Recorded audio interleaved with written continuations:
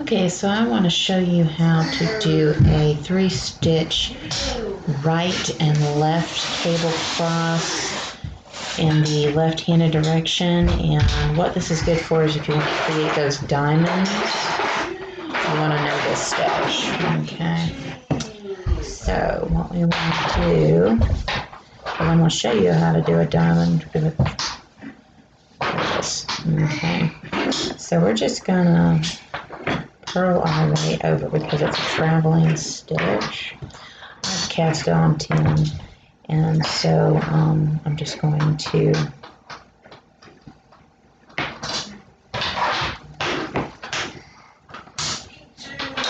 purl 3. Alright, so what you want to do is 1 is usually going to be a purl, and 2 are usually, if you're doing a 3-stitch, left or right.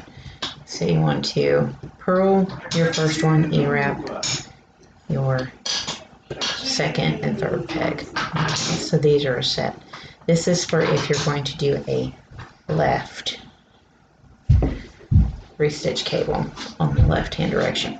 This is going to be for if you are doing a right-handed angle on a 3-stitch. You're going to knit. I mean, you're going to E-wrap peg 1 and 2 and purl peg 3. Okay? Now, this is where it gets kind of complicated. Okay?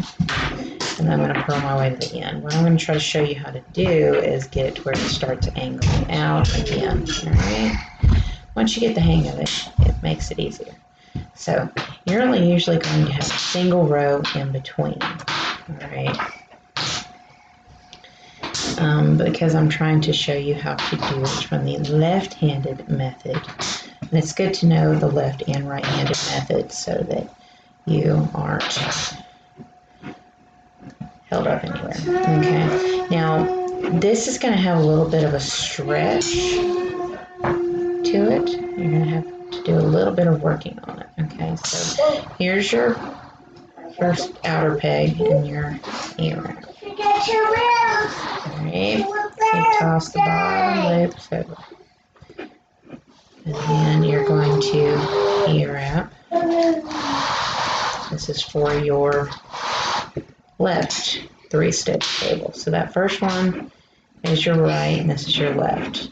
Now if you're doing it in a round, it just stays the same. Okay. So if you're doing a left one, it's always going to be purl 1, E-wrap 2. If you're doing a right 3-stitch, it's always going to be E-wrap 2, purl 1. Okay. And it's usually just going to be a single row in between. And I'm actually just getting started with this. As you can see, I haven't had a whole bunch made. Okay, so we're going to cable this time. All right. So what we want to do is we want to go ahead and purl our way over. And we're going to stop for our E-wrap. Right? So we're just going to purl 2. All right. So what we want to do is we want to take a stitch holder. Okay, we're going to take a stitch holder. We're going to place stitch 1 onto the stitch holder. Okay. Then you're going to E-wrap pegs 1 and 2. Alright. Then you're going to move stitch 2 to peg 1, stitch 3 to peg 2. May I suggest you go ahead and tighten it up. Then you're going to place stitch 1 onto peg 3. And you're going to purl it. Alright. That is a 3-stitch left cable crossing. Okay, so now what we need to do is we need to do a 3-stitch right cable crossing. So what we're going to do is we're going to skip peg 1 and 2. We're going to purl peg 3.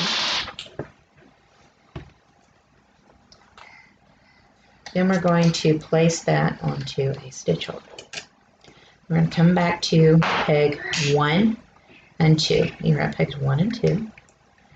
Alright, you're going to cross that over.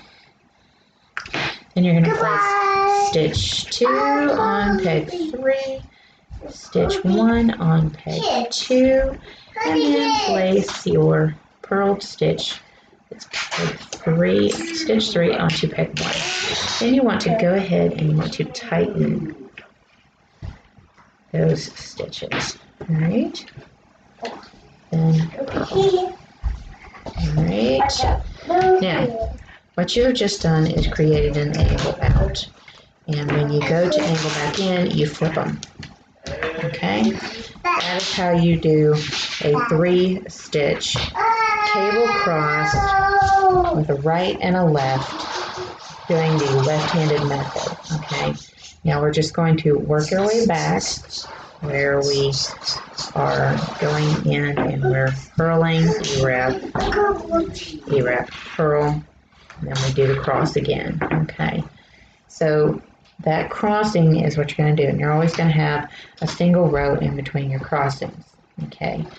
And that's going to create that angle out to start creating a diamond. It's good for creating any kind of angle out and texturing, but that is how you do a 3-stitch from the left-handed direction.